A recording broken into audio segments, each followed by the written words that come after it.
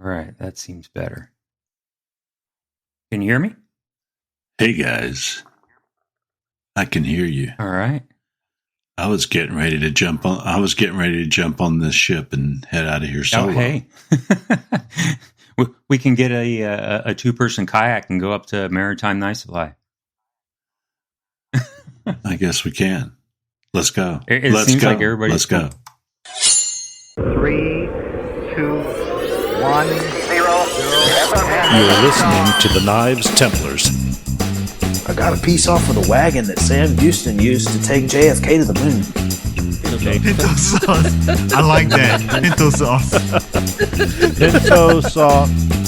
You're tuned in to the Knives Templars podcast. Featuring Jason Fry.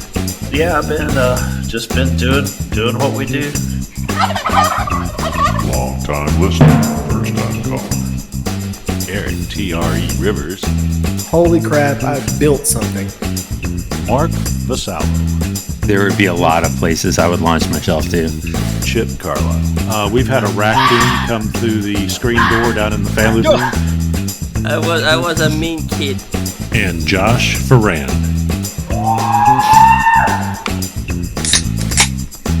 And now, broadcasting across planet Earth, it is the Knives Templars, coming to you live from PORKHouse Studios right here in Hartselle, Alabama, and scattered across the country. We are on demand, and it's time to sit back and enjoy another show of the Knives Templars.com. There you are. There's your handsome face. Man, I'm doing good. How are you doing? Have you shaved since I saw you last? Yeah, we had the I shaved the Mardi Gras ball. I think we had last weekend. Yep. Yeah. You got a little Don Johnson going on right now. Some people may not remember the 1980s Don Johnson. That was the 5 o'clock shadow look with the pastel suits. That's right. That they used That's to wear what I back looked like then, in high school. Anyway, you're looking. No. No, that was popular up in New Jersey, I'll tell you. Did you? You dressed like that in high school? I dressed like that across with, if you had some Italian mobster with his shirt unbuttoned down to his belly. Yeah. I was more of a pair of rather tight Levi jeans. I don't know why tight. I didn't necessarily buy them tight. They were just tight. And some type of button down. And I used to wear a black leather trench coat. And if I didn't have that on, I had a members only jacket or a leather bomber jacket. But that was, and I always wore cowboy boots back then most of the time. So anyway, that was me. That was me 40 years ago. 40 years ago. Hey, and it has 42 years ago. My gosh. It hasn't gone out of style. You're still what's good. That?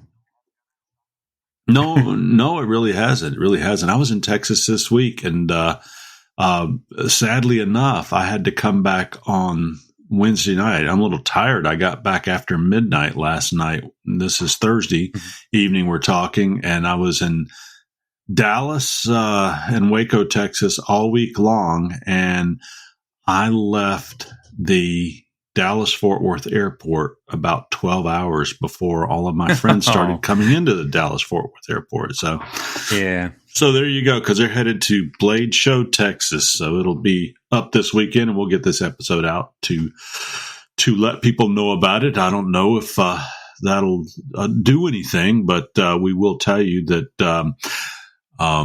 Jason Fry and Eric Rivers, the guys, they've got children to feed. Buy their knives. If you're listening to this pre-Blade Show, buy their knives. It's a good knife, too. You're getting good knives. Yeah. Hey, guys. Oh, yeah, we own Eric Rivers' knife, you and I do. I've seen plenty of Fry knives, and they are good knives.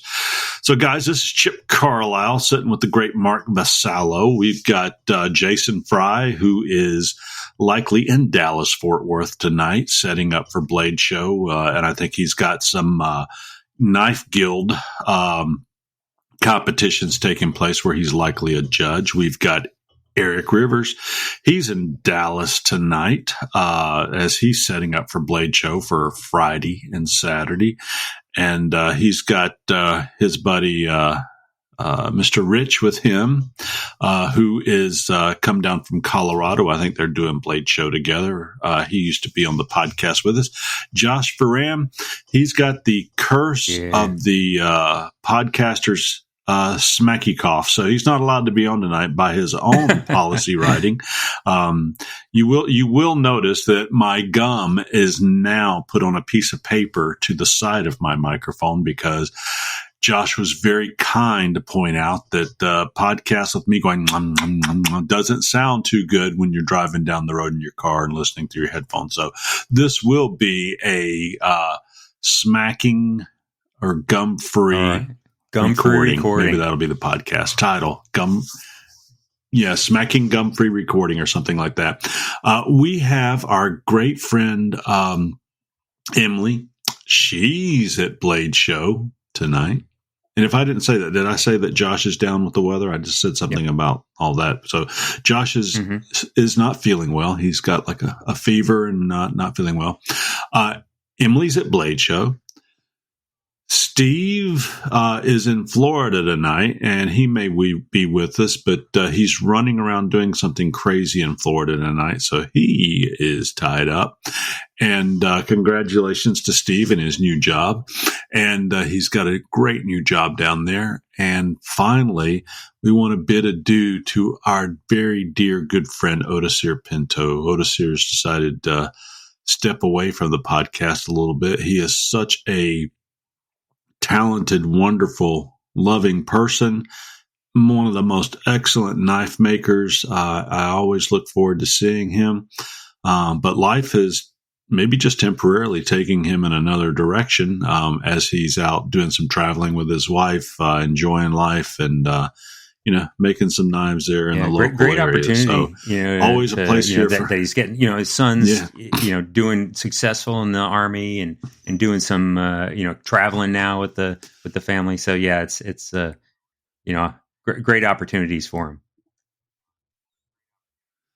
Oh yeah, for sure. Odisir's always got a place at the table here. But hey, if you need to take a hiatus, take a hiatus. How did you like my little dot I got put in the center of my forehead? I like here? it. I wasn't sure if you went to Texas or not, or another country. Yeah, or India. Got married, and I think when the Beatles went to India, they did that. But no, something tried to grow in the middle of my forehead this week, and eventually we dug it out. I don't know what it was, but now I've just got to heal up to get back to my beautiful self. Episode 76, did you think it'd be just you and I here together? All those many episodes together? Right? So, I don't know if we've ever had just you and me on a podcast, have we? I don't know. So we're either going to have a lot more listeners like next week, or we're going to have a lot less. So we've got to deliver tonight, and it's all setting on you because I'm unable to deliver. I would say this is probably the equivalent, though, someone of your stature, kind of like Elon Musk and Joe Rogan at the. Hey, there you go. At the Yep. So what do you think of Dodge? Wow, that's a loaded question. So, I like I love the concept, and I think it's been way too long that we've had, tons and tons of waste. Most of it caused, a lot of it just caused by the political, system. Even if there wasn't anything illegal going on, the process of the political system of saying, "Hey, I'll vote for your bill if you give me this $6 million rider here for my, pet project." I mean, even just that, over the years, adds up. But then you start finding all these, I can see it. Every time you go into a new organization, you see tons and tons. I seen it, working in the municipality. I go in there and you see a lot of waste. And the challenge is the people who are enjoying or benefiting from that waste. It's like, pulling a tooth out without Novocaine, saying that they're going to do anything they can to avoid losing that that cash cow there. It's kind of like all these people that have been asked to go to work after 5 years of staying at home and saying they're working from the house. They're having a hard time going back into the workforce. And I'm not talking about Dodge necessarily here. They're having a hard time reacclimating into what is normal behavior, normal way of contributing to society. It's been a nice ride for 5 years, but everything comes to an end. Let's get back to work and get busy. Didn't mean for this to go that way. I was just doing the Elon Musk. This is where I should say, hey man, you want a joint? I don't smoke pot, and I don't think you do either. But I was trying to do our Musk Joe Rogan. But hey, maybe you see where it takes us. I will tell you, today, listening that not necessarily. I don't get caught up in all the money that they're finding and saving. I think it really comes down to the efficiency. Everybody here has stood in a government line for a passport or to go through TSA or to get benefits for a loved one that's retiring or benefits for a loved one that needs assistance, and it just the loopholes and the things you have to go through. And as soon as you say you've got to work with the government to do this, everybody immediately just lets out a sigh. Oh gosh, the IRS, I'm being audited. Oh gosh, and you're an honest person. Or it could be, just anything you have to do through a government entity, that it's going to be just a real pain to have to do it because, the government's in control in those moments, and it doesn't matter what you do. A lot of times your best thing is just to be very nice and complimentary, and that might get you through it a little quicker, but it doesn't always get you the answer you're looking for. So I think that it's actually a good thing since we did bring it up. I hope to see lots and lots of waste gotten rid of. And it's nothing new. I was listening to the radio today and they said, we've always had a Department of Government Efficiency. And then, Clinton laid off 300,000 people when he was there, and he was a hero for it. And I don't want to say it's not political as far as party lines. It's just the right thing to do at the right time, especially when we're looking at the trillions that we are in debt, and how do we begin to even think about climbing out of such a hole without going in and finding the waste? Because even in our own households, when we're getting tight, what do? We look at our budget, we start cutting things out. So anyway, it's it will find its equilibrium somewhere, and then it'll just go on and be crazy. It's not mine to worry about because the Bible says, let Caesar have his and give God his. So I try to worry more about what's God's and not so much about what's Caesar's. He's going to take what he wants, and I'm just going to say, pay me in cash, please. I do like the idea. All of my knives in the future will be sold for $1. Okay. Why is that? Because they'll require like a $600 or $700 tip. That was always a thing when I was young, right? If I had friends, and I was always into knives, so they always knew I liked knives. So for whatever Christmas or birthday present in high school or 8th, 7th, 8th grade, my friends would always get me a knife, whether it was a fillet knife or a camping knife, or they would, because they know I love knives. And so, but there was always a thing, and I don't know if it's just Italian families or just, but you couldn't give somebody a knife. You always had to buy it for $1 or something like that. And I never looked that up or what that came from, but they're like, hey, here's your present. I just need $1, or I need 10 cents. I need a penny. Like it was always something that you had to exchange for. If you got a knife, it was an exchange. So I'll have to look it up one day. But so maybe somebody listening on the podcast knows, and they could chime in in the chat on the Facebook page or something. Well, I've got to see this. People believe a knife could symbolically cut the ties between the giver and the receiver, potentially ending love or severing a bond. To prevent this, a long-standing custom is adding a coin to the gift. So I guess, why do you give money? Even a simple penny will do. The recipient then returns the penny to the giver, buying the knife. This acts as believed to preserve the bond between them. So there you go. But just like it, the mafia extorts a whole dollar out of somebody when they could have just spent a That's penny. right. That's what they were doing to me, I guess. Right. Yeah. Yeah. So, I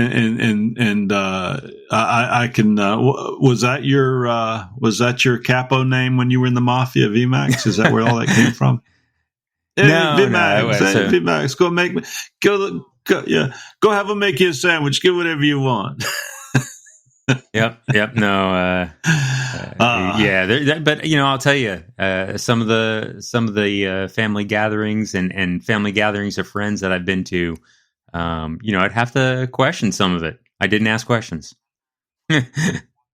Yeah. Is that why everybody I gave a knife to for 2 years, I really don't hear from them anymore? I just said, I should have given them a penny.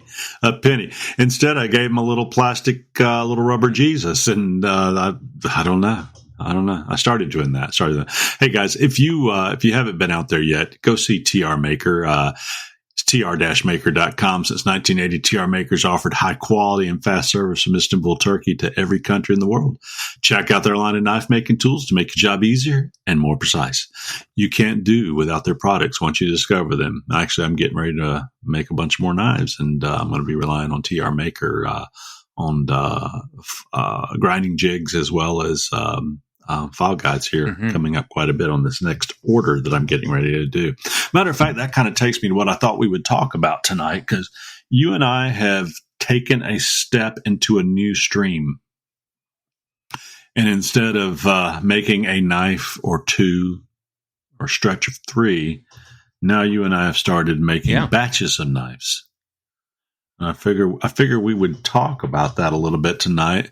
Pros and cons, as well as, just kind of methods for doing it. And so what is it that you're making right now? So I got a couple things, but I mean, when we talk about batches, I have 5 of those, maybe it's 6 of those, like Hunter EDCs, that I've made a couple of. Yeah. And, so, I saw that batch that you were making. And I was like, I was going to make, maybe just one more. And I was like, well, let me just do a batch because, sometimes, there's some processes that are longer, but on some processes, it doesn't take that much longer to make 5 than it just does to make 1. So I was like, well, let me just do that. And so, just cut a bunch out and I'm starting to go through them now. So that's what's on. That's one of the things on my table. Yeah, it kind of makes you lend yourself to wanting to have the knives pre-profiled and order them water jetted and and delivered I would say that way. That helps, but for me, that would, like, if I was really looking at making money, that would probably save me. Like one session. I don't even know if it was a day that, I got my, angle grinder and bandsaw and marked them all out, cut them and got my 36 grit, out there and profiled them. I mean, that was probably, out of all the processes, the quickest process. That didn't take me a long time either. And just so that we're talking apples to apples, everybody understands where we're coming from.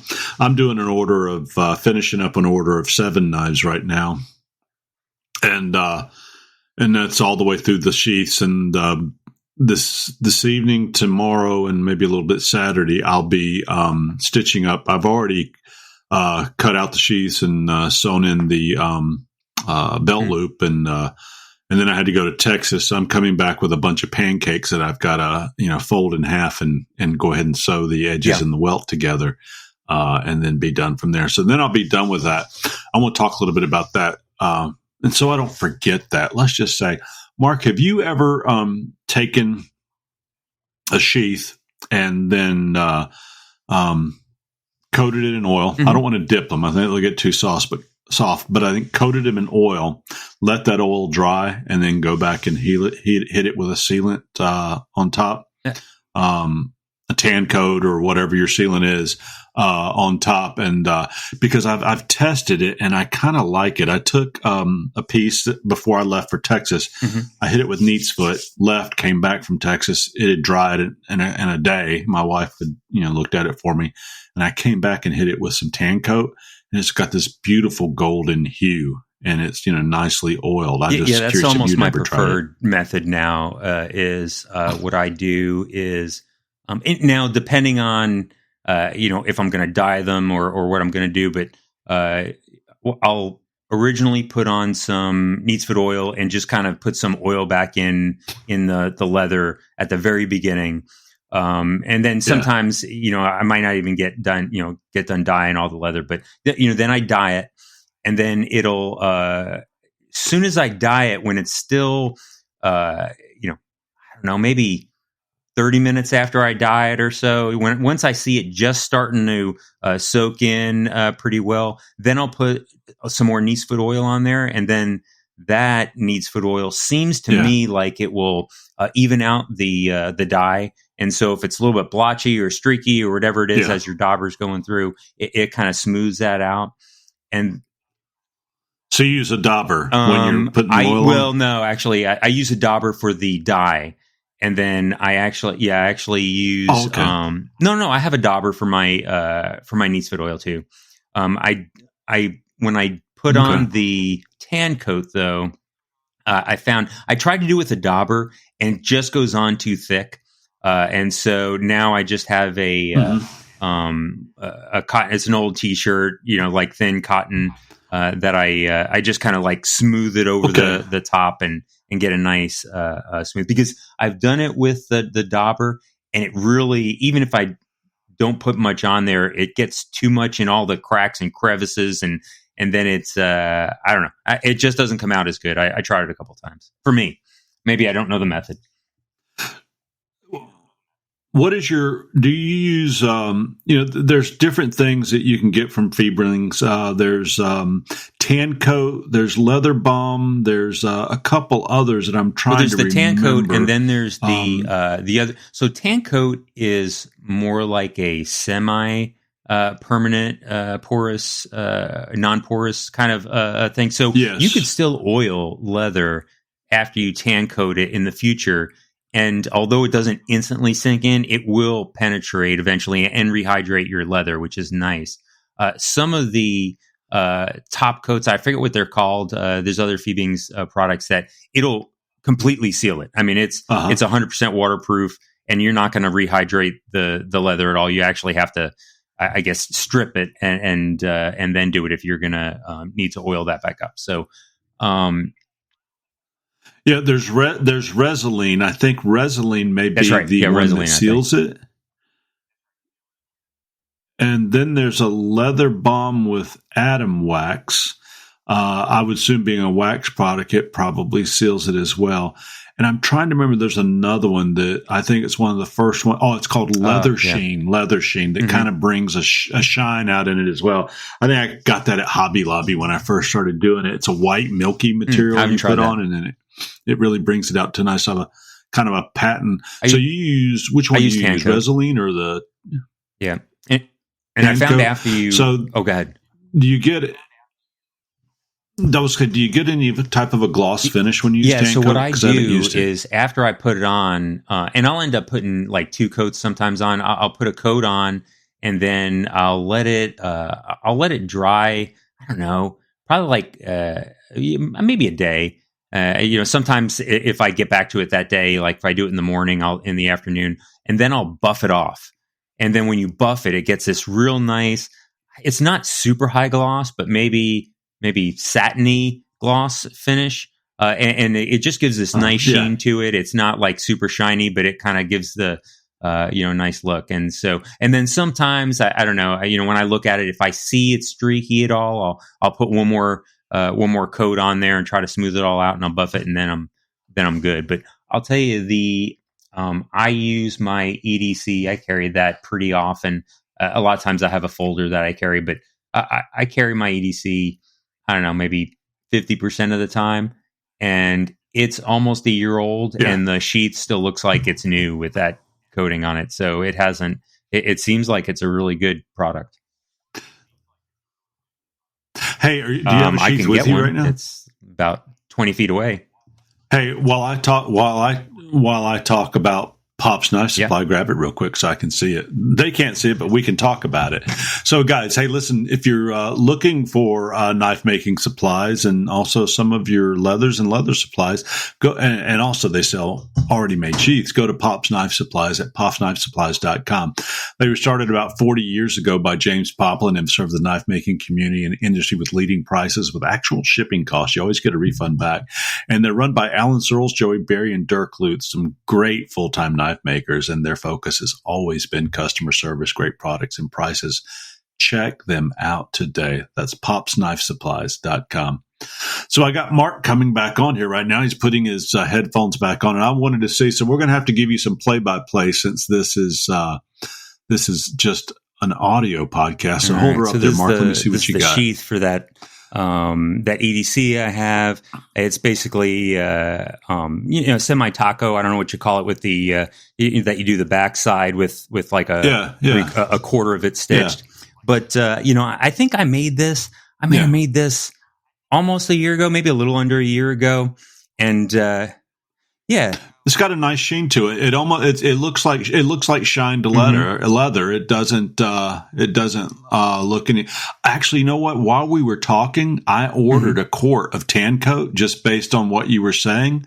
And if you guys haven't seen Mark's leather work, he'll need to post some out on his Instagram or wherever, Facebook or so on, because he's equally a beautiful leather maker. He's actually making me a little sick with how good he's getting at making knives and doing leather work.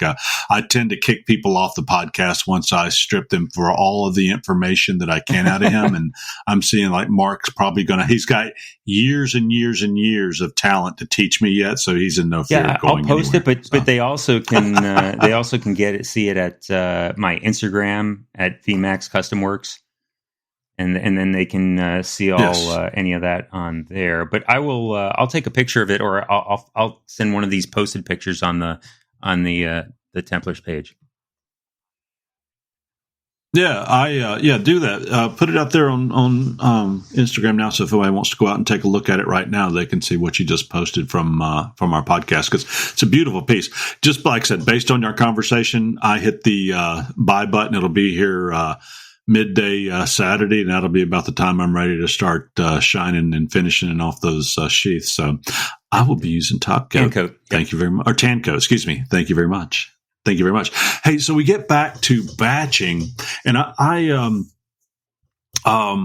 with regard to that, I did find that using a good bandsaw blade on the swag table I've got a Bauer bandsaw that's in my swag table, like many of us do, or you've got whatever brand of bandsaw in the swag table.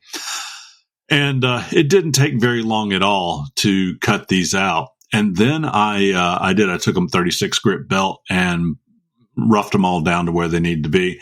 I don't have a surface grinder. I've got a 4x30 belt sander, and I throw 80 grit on there, holding them with magnets, and then I'll set and grind them flat that way. Been thinking about a belt sander, but I'm surface grinder. Surface grinder. But I'm stuck between a surface grinder or a heat treat oven, and I think because of I'm going to get the heat treat oven. Yeah, you and I are going to talk about that maybe a little later as well. So you're right, and to do that, and I thought, you know what? Did you use your grinding jig, or how did you bevel your knives? So I did. Because they all look very identical. Most of them I did. Great. I think like 4 of them I used the grinding jig. One of them I used the tilt table to start it, and then I did the drag method to do that. And actually, I think I did the tilt table on 2 of them, and then one of those 2 I did the drag method to finish it off, and then the other one is when I decided. So you make knives. You make knives in drag, doesn't everybody? It's all those guys in a kilt, right? Isn't that all what they? Oh, isn't that the same thing? Yeah, I started going cowboy. I don't, in knife making, there's the kilt guys. There's the overall guys. There's the Western guys. And then there's the grunge guys. Naked Under the Moon guys. I mean, he's left. Yeah. And there's one of those. And I went from, well, no, excuse me. I should say there's the grunge guys are kind of the Viking guys. And because of my Norwegian heritage, which when I did even though DNA is Norwegian, I was only able to trace my family heritage back to 1520 in Kent, England, by some very Protestant people at the time, a Protestant priest in the time of Henry VIII. Actually, I'm not anybody fancy, but he actually was part of King Henry VIII's Protestant group or leaders or whatever. That he wasn't the leader. He was he was a member or was a student or a professor, whatever you call it, at Cambridge and the other university that they have there in England. And so he was part of that whole Protestant movement. Anyway, I decided I wasn't a Viking anymore.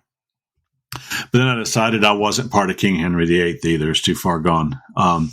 So I went back, as I was saying, I used to wear leather and cowboy boots. I kind of went back to who I was. So sometimes on Saturdays, I'm typically the overall guys, and the rest of the week, I'm pretty much in the George Strait collection with a pair of Wranglers and a pair of Justins or Ariat boots on has always kind of been my style. So I guess I've gone cowboy. If you were to wear the Wranglers cowboy boots and a white starched long sleeve dress shirt, you'd be right in with the Texas Rangers. I don't know if you're trying to. Are you trying to bait me? Well, yeah, I was baiting into your museum trip. Well, let me tell you that this show is about batching knives, guys. And as we go down the branches of this tree, bear with us. Maybe we'll come back to we will work our way back to topic here or there. So while I was in Texas this week, I was working in Waco. I decided to go Sunday because I had misplanned for Blade Show. So I decided to go to the Texas Ranger Museum. And I've always loved the lore of the Texas Rangers, but I didn't know a lot about them. And I will tell you, Buford T. Justice on Smoking the Bandit did not make – he may have made the Stetson Open Road Silver Belly popular through that movie, but the Texas Rangers have worn it for, close to 80, 90 years. There were more vintage Stetson Open Roads in all kinds of condition there. I was verklempt that I couldn't get my hands on just one of them, even just to hold it. I think I sent you guys a couple pictures of hats, but yeah, I loved going to Texas, and Texas is not all cowboy. I mean, by any means. And I'm not a cowboy. I don't ride horses. I would love to come down and ride one of yours one time. Somebody I know that's got horses that could, I could get that off my bucket list. I don't have any desire to own a horse, but I think I would like to be able to ride one, not from the cowboy perspective, just from the, hey, brave enough to finally do it. I got kicked by a horse when I was about 5 years old, and I've always kind of shayed away from them. When I say I got kicked, I didn't get launched or anything. It's just I walked up behind a horse and he popped me. He popped me enough to get my attention. Thank goodness he was just getting my attention. And it's always kind of scared me away. I had a brother-in-law who had a beer or 18 too many and decided to go riding with his Santa Claus suit on Christmas Eve to surprise all the kids. And he fell off the horse, who then pushed him into the fence and broke his ribs. So Santa about died one Christmas Eve due to a horse. So I've always just, respected those huge creatures. So if I think that, Shannon, you have the most tough, beautiful young, not beautiful or young, excuse me, beautiful little wife is what I was going to say. She's a small in stature, big in heart and ability. So if she's conquered them horses, I know that she can at least conquer them while I scream like a 3-year-old girl riding them going, ah! So I went to Texas Ranger Museum. I love the guns. I love some of the old knives. I found a gun belt that I'm going to make. It had a knife scabbard and Is the one you sent the picture of? That was really cool. Yeah, nice. And a revolver holster. Yeah, and then all of the bullet. What do you call it? The little. I don't know what they call them. The bullet holders. Yeah, the bullet holders. Yeah, bullet holders. That's ridiculous. Yeah, ammo belt area. So I'm like, I'm going to make a modern day one of those. And I actually have found I haven't ordered them yet, but I found the belt buckles that I am buying to incorporate. It takes 2 belt buckles, and I'm going to buy that and incorporate that into it. So now I'm looking for a replica 1858 Navy revolver. It's called a Navy revolver. I don't know if it has anything to do with the Navy, but it was carried. It was a popular gun by the Rangers during that time. And it's you remember the gun that Clint Eastwood carried? What was the movie where all the miners and he played the preacher? Yeah, I don't know what the 3. That's not the. Oh no, that's not. They were mining that was something else. That wasn't 3 dimes for sister something. That was a different one. What was it? What's the name of that one? 3. Yeah, that's right. 3 mules for sister Sarah. No, I can't remember. But that wasn't that movie. Eastwood preacher movie. Let's see. Eastwood preacher movie. Here we go. We're going to have it. It was Pell Rider. That's it. So at the end, he shot all the tough guys up that had come in, the sharpshooters that came in to take care of the miners. He took care of them and all, and he was supposedly, was he a ghost or what it was? It never said it in the movie. But in that particular movie, he's loading a gun, and it's pretty neat because when you load that gun he has, there's a little bar that comes off the end, and you push it, and it pushes the shells down into the chambers of the revolver. And guys, if you're gun owners, I have guns, but if you're gun owners and I'm not getting my 1850s, 60s gun terminology right, please write in and correct me. But it set, you would put your wadding, your powder, then you would put your ball in, and then you would press it in with the little lever that's on the gun, and then you would put some pig fat or some type of grease or something to seal it. That way you wouldn't get a fire all the way around. When you fired the gun, all of the chambers wouldn't go off because of the smoke fire. It's before they came out with the smokeless gun, which was a bullet. So I was looking at one of those. And I just can't recall the models or anything right now, but I was also looking at this Navy revolver and one other one. So if you guys are gun owners, please write in or contact me and let me know what you think. Let's see here. I'm going to call off. There was a long Colt blued revolver. This is that's just what it called, a long Colt 7.5 inch. They had an 1872 open Navy revolver 38 special, which is the one I liked, and it's got like a 7.5 inch barrel. And then they had a Ruger Vaquero Beasley 45 inch 5.5 inch barrel, 45 long 5.5 inch barrel. All kind of Western cowboy guns, because I did want to get something that's authentic. So I don't know either one of those will be the right gun or not. I need to get something period to the time and put in there with, and I've already picked the knife. I haven't made a sheath for the buoy yet. So the fact that I was in Texas and I've got that big long buoy, I'm going to make not sheath, but the scabbard that's integrated into that gun belt, for that buoy will go in there. So I'll be wearing that at Blade Show at some point in time, but I'll probably have to put an orange prop gun in there. I don't think I'm going to walk around Blade Show with a real gun in my holster. Yeah. I don't know if that's quite allowed or not. So. I mean, Blade Show specific, but I'm not sure what Georgia's gun laws are. Well, Georgia, I think it's open carry. I think it's constitutional carry. If not, I've got a reciprocating license that they are is that reciprocity? There we go. That Georgia is good with that.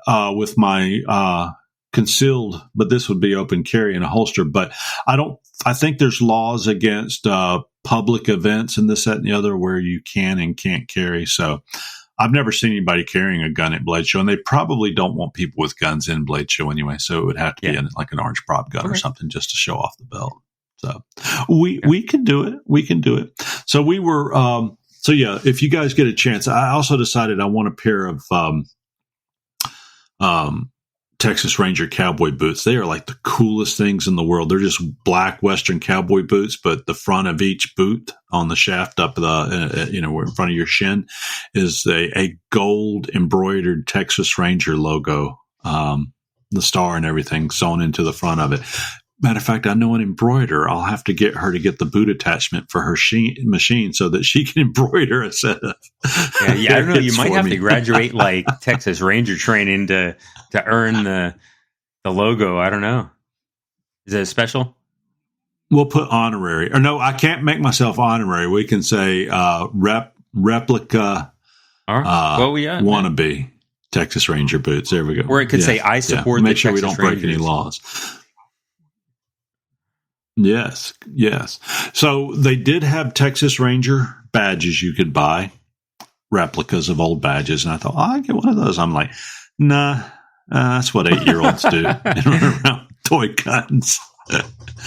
But my buddy Grizz, where I get my hats made, he actually wears a sheriff's badge on his suspenders, and I thought, well, nah, I don't want to do his thing either because that'd be like stealing from him. So I didn't get the badge. So I'll have to have the boot. I'll have to have Shannon make me a set of boots, a pair of boots. They were cool. They were cool. Guys, if you have not been to Phoenix Abrasives, that's phoenixabrasives.com. They've got great prices, selection, quality, quick delivery, and a complete inventory of belts, discs, rolls, wheels, and anything else that you need to get the grinding, sanding, shaping job done right. Enter Templars 10 at checkout. You're going to get 10% off your next order. I guarantee. Yep. So batching. Yeah. So we ground those out. And, so are you using your surface grinder? Here's what I've had. So I did use it. But I think from my experience with it, the best use of the surface grinder is either if I'm really trying to get out, a warp or forged steel that I'm trying to really level out, and I get that. Like bring it down, get everything down to the same width from front to back. I think there are some other uses, but for if it's just cleaning something up and it's already pretty flat. It just takes a little bit longer of time, right? To take that out and get it in there and then, get it on the magnet. And if the sides are, I put tape on there, right? Because I don't want to scratch up the side after I get it a pretty good grit. And then if you don't use the right belts, I found on there, you're going to get a little chatter, every time that wheel goes around, and you're going to get that a belt chatter, on there a little bit. And so I found like Trizec belts work really well to eliminate the chatter. Yeah. So when I'm trying to get some really good finish on there, and I'm going to use that, I use the Trizec belts. But in general, I'm mostly using that for, like, I was using it for my file knives. Because a lot of times after a lot of wear and tear on those files, and I heat treat them and soften, or what is it called? When not anodizing, annealing, when I'm trying to anneal the steel. Sometimes it'll bend just from all the use and over time. And so I'll try to flatten it out, but I'll put that on a surface grinder and get a real good flat start on that too. So. So you're saying that if I'm having pretty good success with, I take two magnets, the ones with the handles on them, you can get them in Ameribraid anywhere else, Amazon, so on. And then I hit the handle and the top of the knife so I can apply even pressure. And then I just go to this 4x30 grinder and hold it down. And then when I take it off, make sure I'm hitting it flat. When I take it off, when I go back to it with my calipers, I find that I'm so close I can't tell the difference. The key, right? So what putting something on a platen gets it flat, right? But it doesn't necessarily get it parallel. And so as long as you can, you have a height scribe or something, and you can make sure that you flatten one side, and then you put it on a surface plate, and then you scribe it just to make sure that the other side is perfectly parallel with the other side. Well, unless you're trying to do a taper tang, I can do those too on there, which is a nice feature. Yeah. But that's the nice thing about the surface grinder attachment is that you can do one side and it's flat. You flip it over, and then the flat side, you're gonna surface grind the other side, and it's going to be parallel to the first side. So it's going to be even all the way down. So I think that's one of the bigger benefits of having it. And then you destroy the knife chasing the grind. That's right. Yeah. then if you're grinding it, you gotta. I've been known. But something else when you're talking about a batching, something I've did different with this batch is I used the concept that we used in aircraft maintenance. From my Air Force days in aircraft maintenance, right? And so what you have most of the time in probably different other fleets, truck maintenance and stuff, you probably do it too. You always have like a lead the fleet aircraft, right? And so it's one that's a little bit ahead of the others. And so what I had is I had one knife that I would do something on, like if I was either going to try a new technique or try something a little bit different. I would try it on that one first. And then, so that was almost like my test knife. And then once I had it dialed in, for whatever that is, the first bevel or if I was going to use the surface grinder, if I was going to use the grinding jig or whatever, then I was like, okay, I like it. I'm going to do the rest of them. So one knife actually has a little bit different profile of the 6. And then, I was like, I don't want to do that. And then I changed and I went to the other 5. And so there are a little bit different. So it's really cool you say that because it kind of validates what I was doing. My first knife, I made it from beginning to end all the way done because it was the first of that design. And I also wanted to just look at, it wasn't any interesting concept. It was just basically a nice drop point with a teardrop handle on it, long teardrop handle. But I just wanted to kind of experiment and see how it looked when it was done, since I was making 7 that were supposed to be very similar, but I decided to make each one a little bit different in type of handle. And when I acid etched them and stone washed them, just different timings and different textures and stuff. I didn't clean all. I cleaned all of the forge scale off, but I didn't clean the knife fully when doing it, so that it would leave a little different texture throughout it. And when I did that, then when I went and hit it with a Scotch-Brite to clean it up afterwards, everything just had this each knife had kind of its own fingerprint. Cause he wanted, a stone washed, or stone rolled, acid washed, knives. And, I wanted them all just to have a little bit different personality. So I made that first knife and that kind of gave me a direction to go. So that's really cool. It kind of validates what I was thinking there. And then the neat thing is then when I went to it and I made the other 6, I used my grinding jig because I wanted to have duplicate that as much as possible. And grinding jig's not going to give you a perfect duplication. It's not CNC. It's just going to give you duplicate angles when you go in to grind it. Are you holding your center line and getting in close enough? Because as far as close to center or zero edge, how close you get to that, how many thousandths to center off you are. Those actually left those just a little different on here or there, just so that even like the finished sharpening bevel would be a little different on each one, just so it have a little different personality. Well, and that's what you have about a custom knife, but right? Like even if you make duplicates, it's each one, it's not a CNC, right? I think that's the unique thing about some of these is that that's what I wanted. I don't want them to look like I just pushed these out of a cookie cutter. So each one's going to have a little bit of its own personality. But I even using a grinder, I found that I got better and faster. I took your advice. I've always ground a knife at 35, 40% speed, just taking my time and going along. And when I heard, Jason cracked at me when I told him I finished a blade in 25 minutes, he's like, takes me 5 minutes, and I'm like, huh?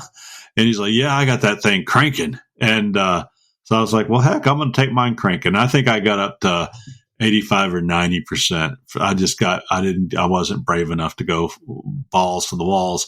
But all of a sudden, I'm finishing blades in like 4 minutes a side. And I'm like, this is great. And I'm like, Jason, I'm finishing them in, 7 minutes. I finished a knife. And he's like, you're still taking too long. And I'm like, no way. I think he was giving me a little bull there, but I still couldn't believe. So one thing I worked on and I got better at is that people laugh if you want. I'll sit and take a 120 grit ceramic and slowly grind in that bevel because I love precision and clean work. And I've never, I'll do 36s for, mostly for, putting in the initial, bevel on the top if I'm freehanding or to, rough up the knife a little bit or profile it. Well, here I was like, well, I'm just going to practice what people preach. 36, 80, 120, 240. And I was ready to start hand sanding. And I was like, this is the coolest thing. So I actually, for somebody that's been making knives for 5 years, I actually took a step forward on that. And I was like, I'm buying some more 36 grit belts and using clean, nice new belts, because when you do, man, it just, you maintain that, the cleanness of your grinds. If you try and force a knife out of an old belt, you're just wasting your time, because when you're trying to force it's when you start getting uneven spots, dips, and cuts up into your grind line above where you want your grind to stop and all that. Just because you're trying to force it out of an and I would older say that, belt. that so I don't think for the folks who are really trying to save and stuff. I mean, I continue. I don't use them on knives on the bevels. But I continue to use old belts. Yeah. Until there's nothing left on other stuff. If I have to grind down a screw because like some screw is too long, and I take a vice grip and I'll take an old 36 grit belt and just hog a screw down or hog this down. And I use old belts. For I have some belts that I use when I'm profiling, and I have my grinder horizontal. Right, because it'll put strips in the belt. Like you don't want to use that on a bevel because you're cutting a seam, a line in that belt. And so I'll have those belts, and I'll go down and just slowly work down that belt on. So I think there's a ton of things. I have just a pile of old belts that are still good. As long as they don't rip, then I'm using them on other, whether it's some wood or just metal project. There you go. I save my older belts for handle material, except the lower grades or the higher grits, because they'll burn. But if initial shaping and all that, or a 120 that isn't lost yet, and totally smooth, you can use it to do that on handles is really good, or grinding down pins and stuff. So I do keep a fair amount of those, but not like I used to. I just found out it's a lot easier to change out a belt to be more proud of your work. But I learned something watching Jason Knight, and I've got a carbide drill bit, solid carbide drill bit, and I use it when I like my 36 grits and my 80 grits. I will not anything higher than that. I'll sit and take that bit to it and go in and break up some of the ceramic.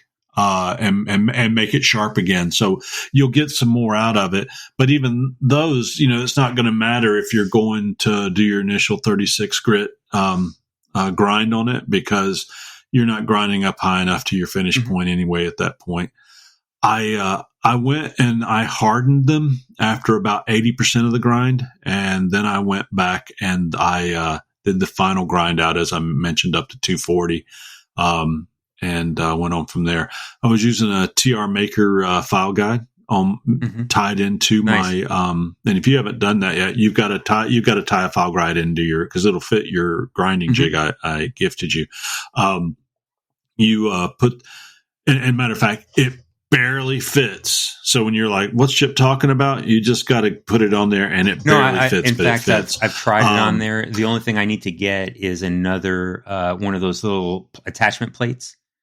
For the other side. So I could just kind of, If you remind me, I'm going to see you in April, possibly at Batson's, and I'll bring you one. I've got several of them because I got extras. I do a little bit of, if he has any warranty work to be done, I know how to remove the, carbide plates on those. So if somebody gets one and let's say they heat it up or whatever, or they do something that kind of throws off the evenness, I know how to remove those carbide plates and replace the plates on them. And I also do, if somebody gets something and let's just say, it's not what I wanted, or they just return it for whatever. Kind of like when I got remember when I got all of the, what do you call it? The knife vices. There we go. When I got the knife vices, I got 4 of those, and all of them were in pieces and from 4 different orders. And people had, for some reason, had taken them apart and didn't know how to put them together. In less than 15 minutes, I had 4 perfectly new vices that got resold as returns. And so, one was gifted to Eric. One I traded for UCell was squaring up with me on some stuff. So I traded one for a post vice. And I sold one, for, on a sale, on an eBay sale, and, in perfectly good condition. And I've got the 4th one still in my shop. So, if I ever decide to sell it, or I just keep it as an extra, but it was just that kind of work. So anyway, I've got some extra parts just based on, he gave me a box of parts and pieces. And so if you remind me, I'll bring you one to Batson's if you're going to be Which there. Reminds me, after this, I have to go and sign up for Batson's. Or you can sign up there. Aren't you a member of the Alabama Forge Council, right? I got to go because I'm going to buy the ticket with the membership. Well, you can also buy the ticket and the membership there. And I don't know if you save a couple dollars doing it. Judd Clem is the guy that all that goes to. He's up here in North Alabama. But I will tell you that one year I paid my dues and my ticket for the show that weekend. Then. So you can do it there just as easily, because he's sitting at the entrance gate, not at the entrance gate to the park, but the entrance gate to go when you go across the bridge to go into the Batson Symposium. He's sitting there in a building, and you just pay him then, and he gives you a copy of your quarterly magazine and takes your name down to make your name badge for future meetings and all that, so you can pay it there. So when I get these knives finished, I'm going to get paid for them, and I'm going to completely turn around and spend $1,000 of that on the Kodiak. I decided to get the 12 by 12. We talked last time about did I need a stove jack or not? And I don't think it really comes down to, I like the fact of having 12 by 12 with vertical walls and the ceiling almost like a house. And if I ever want to put a stove in it, perfect. It's built for it. The other one has the 9 by 14 has the inwardly converging walls. Not bad. And it has a little canopy, it has a canopy on it, and it sets up in 15 minutes versus 30 minutes, but I like the idea of having a canvas house. Nice. So anyway, I'm going to spend a few $100 more to get the canvas house. So I'll have that set up for us and all that. We'll talk about that offline and make sure we're good to go there. So then when it came down to it, and I want to talk about your knives some too. I went to harden them, and I went through that part we talked about a second ago. And I was hardening them. I have a thermocouple that I stick in my Majestic Forge. Find them at majesticforge.com. Very nice forges. I had to do a 10-minute soak on each one. So I was holding myself within. Which? No, I was actually using 1095. Here's the thing. When I first started knife making, I went out and bought 24 12-inch 1095 bars from Mr. Volcano on Amazon. I didn't know where to start. I've had more than half of them for years because I started using pop still and this, that, and the other. And I got this. Here's a chance now I can use this 1095. Well, I will tell you, each one of them's hardened to 60, probably close to 65 when I harden them. That's wonderfully hard. And they took to the ferric chloride and all very nicely. So I'm not going to rat on Mr. Volcano. I don't know where the steel comes from or anything else, but it's not where I'm going to buy my steel now, just because I know when I buy from New Jersey Steel Baron or Pop's Knife Supply or Maritime or whoever, I'm going to get some. You know what you're getting, 100%. Well-known steel. You know what you're getting. They get a certificate of authentic, or not, what is it? Certificate of compliance or whatever with their steel, certifying that it is what it is when it comes in. So you know exactly what you're getting. And but it doesn't mean, it's kind of, we did that one episode of what was it, microfractures and unknown steel. So trust me, guys, I have my share of leaf springs and railroad clips and all that too. So it's not about that. So I chose this 1095. It did wonderfully. It hardened beautifully. It tempered great, but it was like 10-minute soak, and so I didn't get caught up. I had kind of a production line going, but one would go in, it would heat, I would dip it, take it out, put it in my flattening plates. I've just got a vise, horizontal vise with 2 pieces of mild steel that's about 14 inches long, and I just squish each one in there for about 6 minutes till it cools down. Take it out. I've never had a warp knife since I started using it. You talk about just subtle warps that you have to set and hammer out or temper out. Anyway, if you don't have to do that, perfect. That's why I've got that. So as soon as I would put it in there, I'd put the next one in the flame and hit my 10-minute countdown on my phone again and start.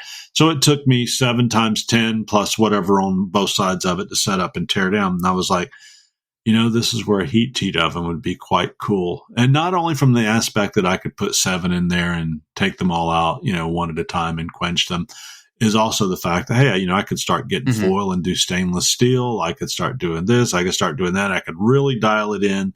I'm going to have the money this summer to buy a heat treat oven. So I think I will go ahead and and if I want to do coffee cup, I can make a clay coffee cup in one of those too. But realistically, I thought I would buy one just to have one, just because hardening, it just seems like a much more scientific, precise way of doing it. It really, I don't think it adds credibility to you as a maker in this, that, and there's just another nice tool to have. Kind of like you don't need a surface grinder. You can get away with other ways to do that. It's just a nice tool to have that opens up. If you're not ever going to do any forging, I would just get a heat treat oven. If you are forging, get a heat treat oven to open up your ability to do other materials, more precise on some of those specialty metals that you want to do things, or just, gang box up several knives in there and go to hardening them, and speed yourself up a little bit. Which oven do you have? Because I've been looking at them, and there's like, I look at them, and there's like 12 different versions with slightly different numbers. And I'm like, up here, I don't know, I might say it in the app. So I have an app. Let's see. Well, so it's nice too. The tap controller app, for the controller. So I have the tap controller on so it. So you got the tap controller. Is yours the 18 or 22 inch? Well, so I want it big enough that I can make like, like a short sword. Yeah. Like a short sword, yeah. Or, a big buoy, a short sword, yeah, of course. Trying to find, let's see, who. Or if you're like Jeff Fader, you can do oysters. Really? I think he, what do you call that when you broil or whatever oysters in? No, I didn't know that. There's a video online of him doing something with his even heat. He has his whatever they call oysters on the half shell that have Parmesan cheese and oil and all that in them. I don't know what they're called, but I know exactly what you're talking about. Yeah, oyster flambe. Yeah. I'm trying to find where I got it. I think I got it through Pops. Yep. Well, you keep looking while you're doing that. I'm going to tell people to go to Ameribraid Grinders and Accessories if you want to get a grinder like my buddy and I use here. Mark has an Ameribraid. I think we got the same one. I think we both got the Mastery package, but the owners, Eric and Kevin, they've developed one of the best grinders and accessories and tools on the market. Take a look at one of their three. We've got the Mastery. You can also get the Foundations or the Get Grinding, but I tell you what, it's worth spending the extra money to get that speed controller and all of the tooling that comes with it. But if you just want to get grinding, that's a price point for that as well, to see what is right for you.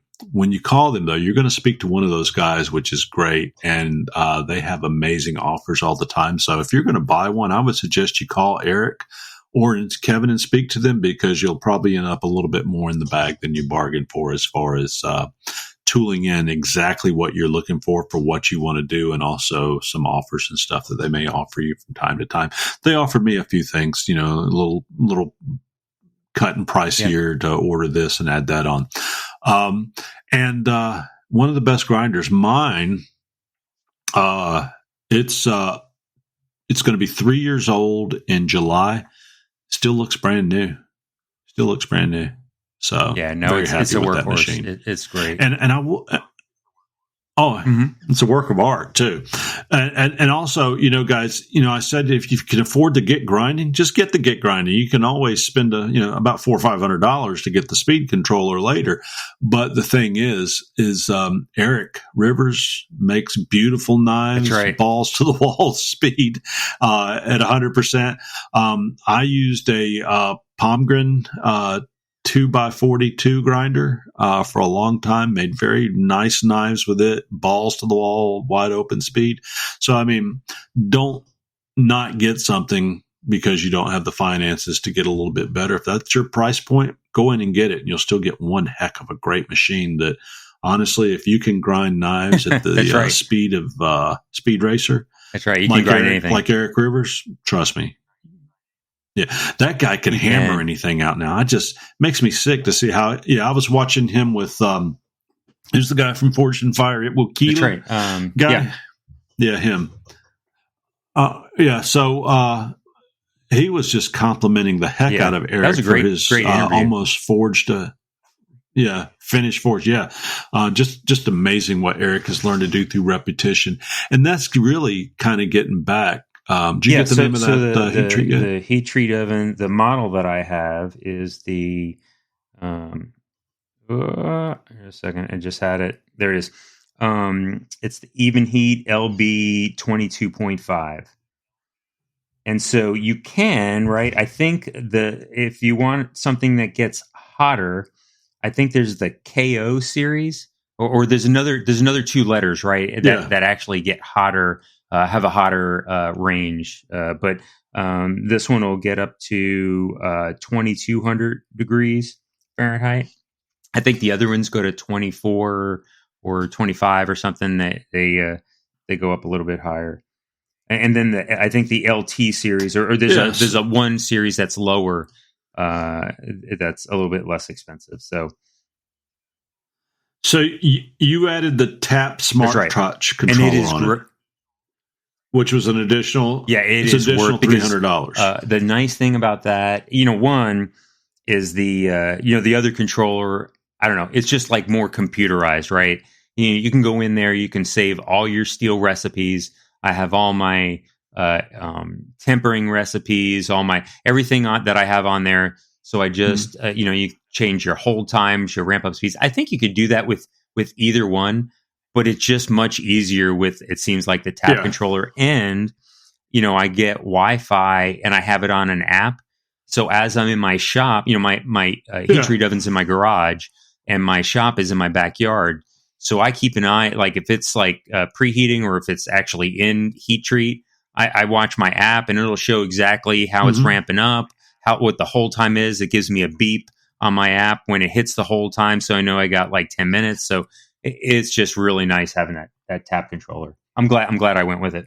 Well, did you get the blade furniture kit or the blade fixture kit so you can stack blades along the side? I got like a ceramic one. It's like a ceramic one that has like 6 slots in it. With I don't know if it's the same thing you're looking at, but that you can just I can slide like 6 knives in the slots. So maybe it's 6. That's what I have. Yeah. And then if you order when you order the kiln, they'll just ship it inside. And so it just it doesn't cost any more to ship. It just, so you save on shipping that way. Or at least that's what they did for me. Did you extend your warranty or anything on it? I don't know. I don't know if anybody even asked me. I'm looking through Kiln Frog right now. They've got it for $23.72, but that's with the Ramp Master, which they said the Ramp Master is an extra $50. So that's their middle range controller. Yeah, the Ramp Master is kind of more analog. I don't know if it offers. The Tap is really nice. Yeah, it was more like a put. Mm-hmm. It's more like a push button instead of the computer. Yeah, so I'm not quite sure. I've got to investigate them. Talking to people like you. The benefits and everything. I want to look at some YouTube videos on the different controllers, and I can't disagree with you. I can't agree with you more that the computerized controller and this, that, and the other will be the best. Do I want to spend the extra $300 for just basically for hardening knives? And your answer is, dude, you got to do it. So yeah, it's true. It's true. And I will have the money. Dude, my beard has gotten so long. You can see me here. I just love stroking, just hold it, grab it like a tail and pull it down. Finally got that length out of it. I'll tell you. Oh, God. No, you go ahead. I was going to say something and I got distracted by your beard.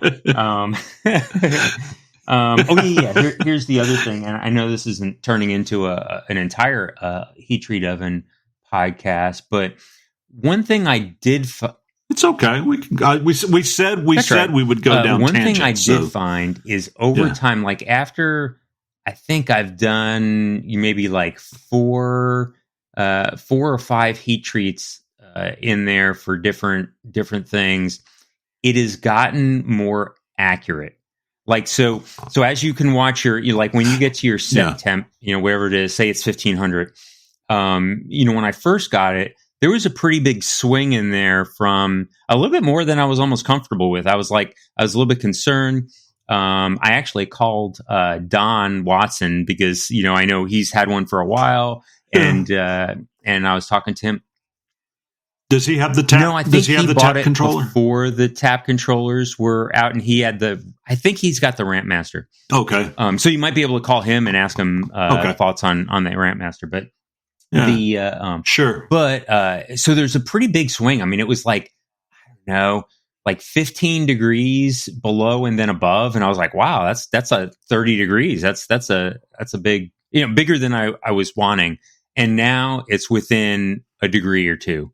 And so, it seemed like, I don't know if it's just a break-in period or the elements need to, or it's the temperature sensor in there, whatever it is, after you got a couple cycles. Yeah. So I would even recommend, before you even heat treat a knife, just kind of run it through a couple of your, whatever the heat treat cycles are for that, for the steel that you're going to do, and kind of run, 3, 4, 5 of those cycles, and then do one of your knives in there, because it has gotten, now, again, it was within a degree or two. I mean, it was really accurate. So.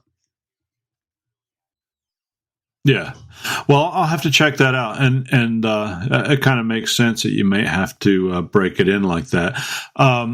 So with all that being said, I think I've got a little bit more homework to do, but I'm glad I know which one you have, that LB 22.5. And I actually wanted to get the 22 inch as well. Now, when you're running it, how hot is it on the outside? I can put my cheek on it. Like I can't even. Oh, really? I can't even tell it's running.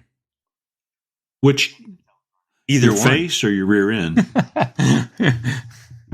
I don't, like I said, I don't know if you're wearing a kilt and you're just lifting your kilt and putting a cheek on it. Yeah, I can. It is. It's like amazing. It is really insulated.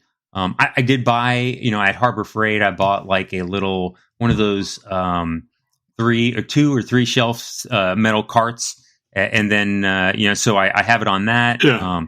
I actually kept some of the stuff that it was shipped in, and then I kind of built a little, it fits in there perfect now. And I just kind of roll it out when I want to use it. And then I have this little spot next to my workbench in the garage, and I roll it back in there, because now I have to switch spots with my heat treat oven, my welder that I got. So, so I have carts for everything. Yeah, I've got a few objects right now I have to swap. And I've actually got a 220 plug out there. So I don't know if it'll be the same plug that I use for my my press, the 25 ton. But if it's not, I can buy a adapter so I can just switch it. And it's 50 amps. Yeah, so it's I'm not going to worry about with that. With heat, you want more amps. So I should be just fine. Did you require 50 amp service? I think that's what they wanted. But when I looked at higher, go ahead. Because I was going to say, when you're making heat, it usually requires a little bit more ampage. When you look at the specs on here, it says 240 volt, 15 amp, and so I have it on a 50 amp breaker directly from the outside of my house, not my normal breaker box. Yeah, well, you don't have to worry about overloading it. Mm-hmm. Yeah, you don't have to worry about overloading it. That's so, good. Pardon me for speaking over you. I do that. I do it sometimes. Hey, Emily's out in Texas. I hope she's having a great show. Mm-hmm. She's the sweetest lady in the world. And if you haven't seen her knife scales, you need to go to castingcrafts.com. Check out the styles and patterns Emily produces to make your handles strikingly more beautiful and one of a kind.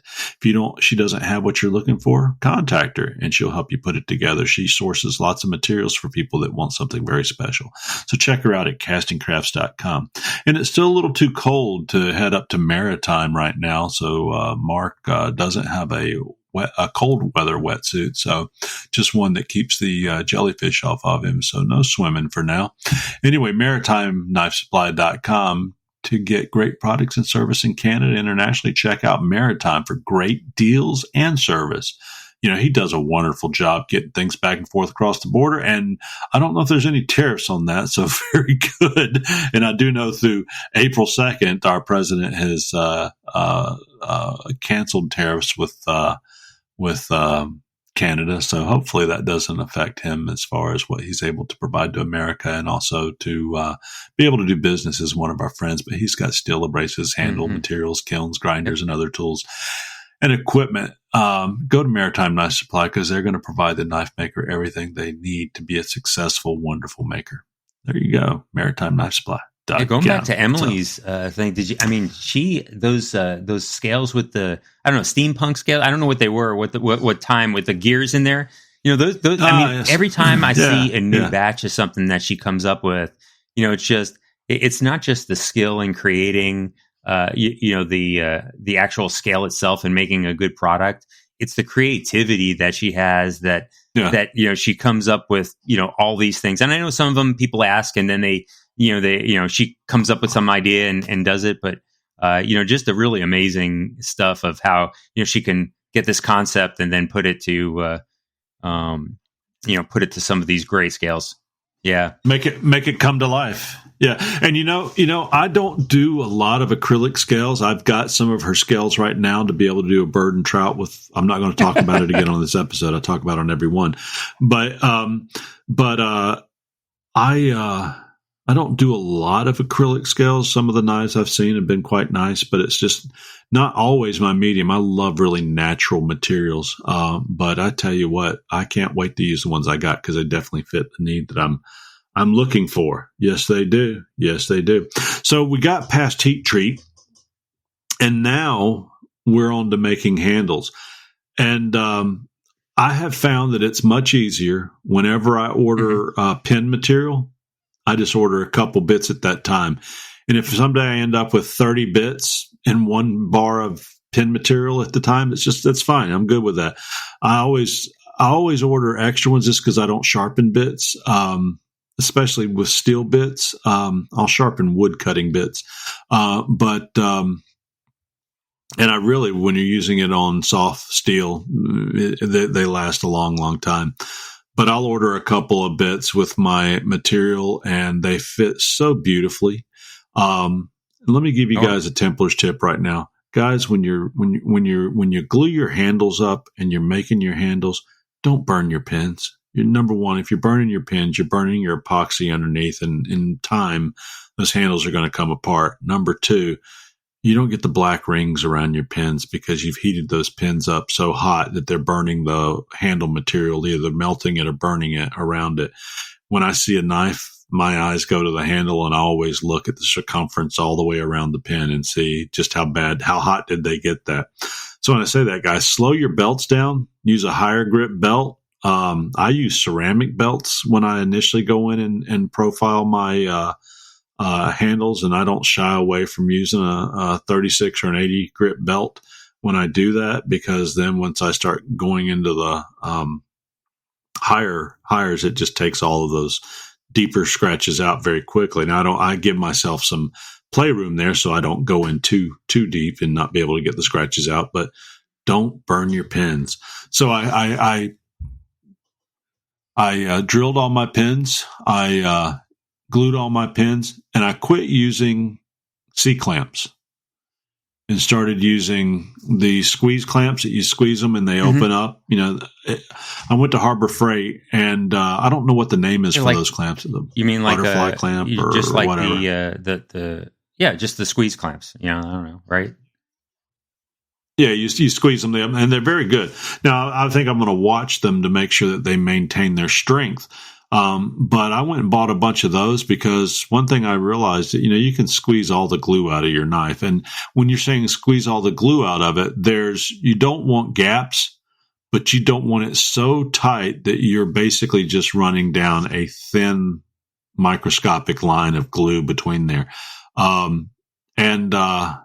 I think there's a fine line between that, because you can usually tell it, and I've done it myself, when you take the clamps off and you've got dents in your handle material because you've squeezed it down so tight. I have found that if you fit your handles up correctly, you make sure they're flat and true, and you fit them on before you glue them and make sure you've got a nice tight fit.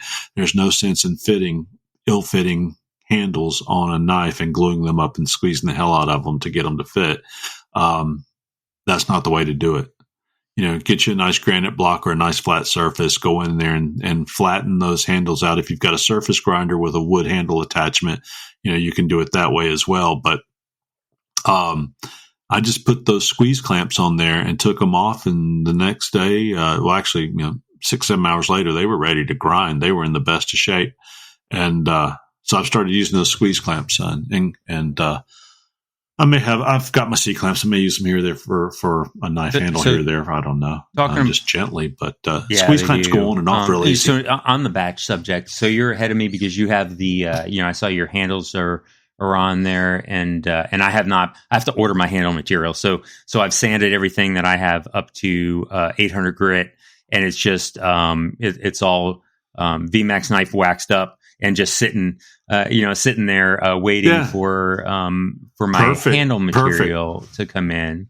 But so I guess my question is that when you're doing batches with your handles, how do you do that? I mean, did you do them all at once? Do you let some dry while you're doing other things? I mean, how does that batch process work for you? I did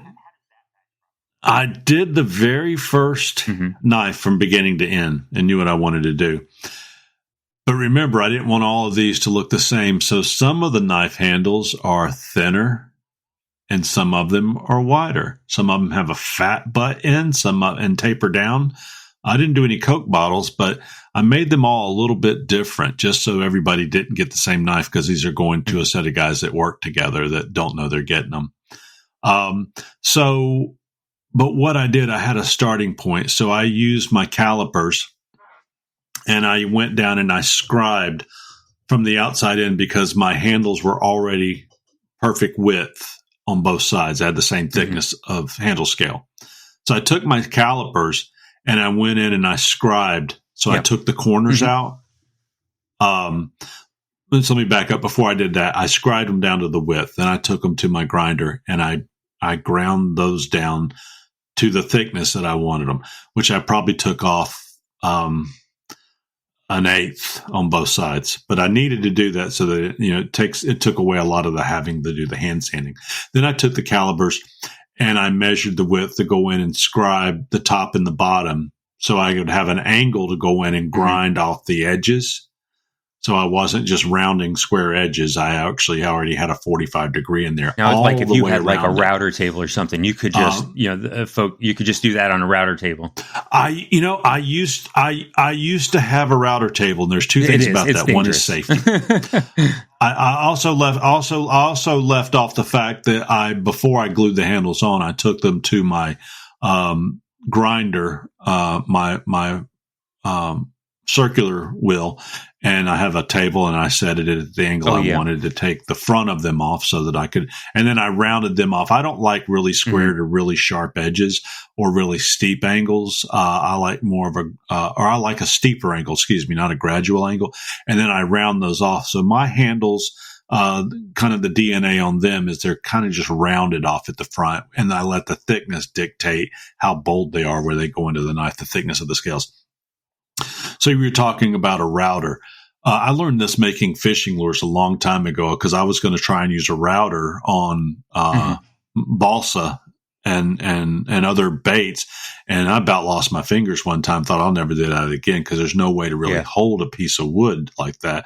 And you can't hold a handle, but think about it: if that thing grabs or the handle cracks and runs, I mean, you've got something literally just flying through the air, whichever way it goes. Additionally, you can take off your fingers real easy. I did find a nice product, though, and I did do this with balsa baits when I was making crankbaits. They make a router table for a Dremel, and you can buy little router bits, that round off bits, 45-degree bits, all types of bits. You can buy what do you call it? The dove tail bits that you can make dovetails and stuff. Not that you need to do that with handle. I guess you could if you were getting fancy, but the point is that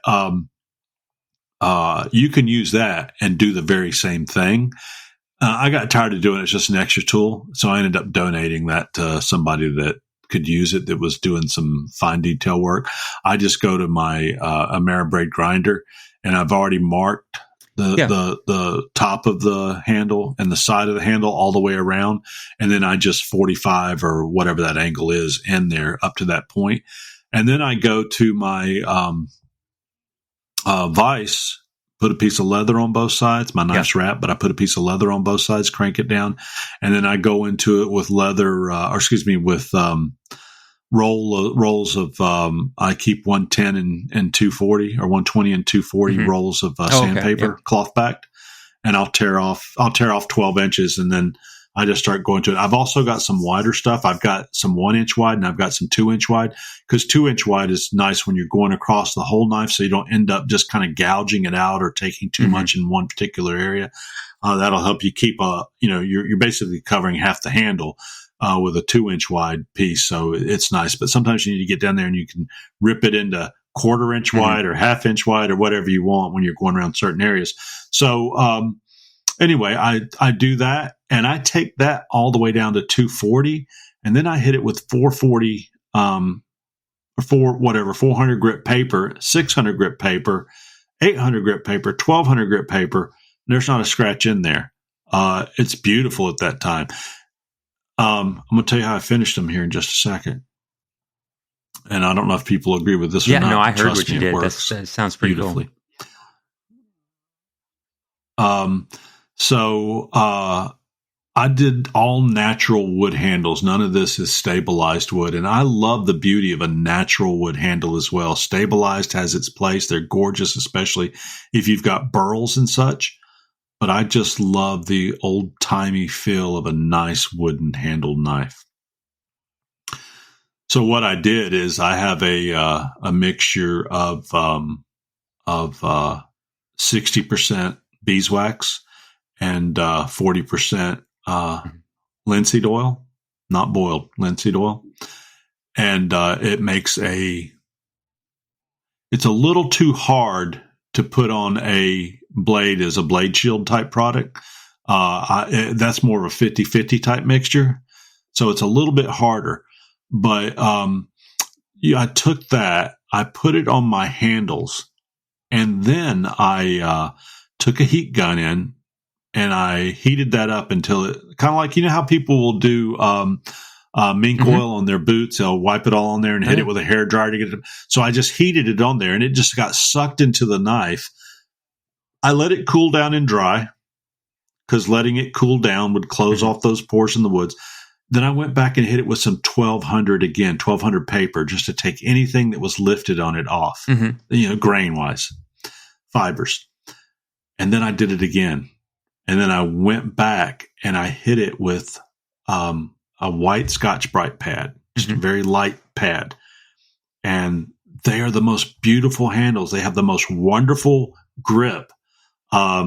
They don't get, you would say, well, it's full of wax. They get dirty. I guess they could, but they don't. Everything just kind of, the water beads off of them. They're smooth, like they've been stabilized. It's not a stabilized, lasting finish. This is something you're going to need to go back, whether you're using VMAX knife protectant, you've got a beeswax oil-based protectant, correct? Or whether you're using Shegman Blade Shield, or whether you're using Axe Wax, or whether you're using your own blend. Just like you're going to go back and you're going to oil that knife with a Blade Shield product, whether it's just mineral oil or one of the Blade Shield products, go back and hit your natural handle at that time as well. It's going to last forever. And I mean, forever is a general term, but it's going to last forever. You're not going to get water and moisture and things into that. And I don't care what people say. Stabilized handles will last and do very well. They're wonderful materials. You're not necessarily going to see the heaves and hoes between cold and dry environments where your knives lift up and down and maybe things not exactly perfect on the spine. But you know what? That's still part of a knife. I've had knives as a kid that over time, because of humidity or this, that, and the other, it just wasn't perfect. That's the beauty of something handmade, or something that's made the way it was hundreds of years ago. If you want G10, or you want micarta handles and things that aren't necessarily going to move, there's a place for that, and those are beautiful too. My love is more of that cowboy knife, that Viking knife, that English knife, that whether it's Scandinavian Scandi grind or something that Odysseus' ancestors made in Brazil, it's going to be something that's just those natural materials that feel so good to me. Don't get me wrong, there's times when I use stabilized materials and other things as well. It's just, I love that. For lack of a better word, I'm going to call it that cowboy handle, that natural materials handle. So that's how I sealed the handles. And then the only thing I can tell you there, and then I had 7 sheaths to make, and I'll be finishing them up tomorrow. But I've got to, I learned something new when I did that. I would love to have a pattern cutter. Guy that does tooling can go in and do your knives, and you just press them and cut them out one right after the other. But I've always used a box cutter with interchangeable blades, one of the folding ones from Lowe's, and I keep I think I've got like 300 blades right now, all in oil, and they're all razor sharp, and I use those all the time in different parts of knife making and so on for cutting materials. But I had this great idea. I've got this wood bandsaw that I never use anymore because my swag table is great even on wood and stuff. I'm like, this thing's got a thin blade on it, and really it's like 24 teeth per inch or something like that. So I decided I've got a stick of beeswax, and I wax that blade for a second or two on both sides. And I had drawn my templates out on this long side of leather I had. I cut them all out using my handheld blade. And then I took the 7 pieces to the bandsaw and just cut out all my knife sheaths in just a few minutes, like butter. I mean, it was like a butcher in a butcher store. It was just like, zip, there's another sheath. Zip, there's another sheath. I mean, so it literally took probably 2 or 3 minutes a sheath. But, and then I took them to my Palmgren 2x42 and just kind of flattened and cleaned them up a little bit. And I've got a set of circular cutters, tooling type cutters that hammer. Mm-hmm. That's right. So there's a circle. Yeah. So in cutting a full circle, it's got like a quarter circle. So anywhere where it's circled up into where the belt loop is going to go, I cut that out first by just hammering it out, and boom, had a perfect circle there. So then I just took the bandsaw straight into that and then just touched it with a little bit with the sander. Some of the nicest cutout sheaths I've ever made. And trust me, I've done a nice job with blades. It's just the efficiency of it was cool. So those are the things that you learn when you've got 7, 10, or 20 knives to make from a batching perspective. Do it in steps. Last thing I'll say. If you're using small wheels, Mark and I both have small wheels. And of course, you're going into where those finger choil area and all of that is. So one of the things we always say, hey, I'm going to buy a second grinder. And it's wasteful because it's efficient. It's nice, but it's kind of wasteful because the reason you buy a second grinder is not so you can set up stages. I'm going to do all my finger choils on this machine. I'm going to do all of my knife grinds on this machine.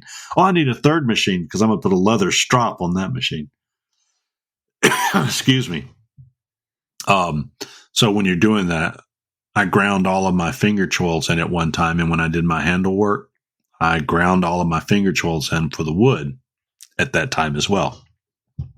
So it was only 2 setups each time I did that. Yeah, and so that's I think where you save a lot of your time is that changing out configurations of stuff. So it is it's definitely that's definitely a good efficiency for the batch work.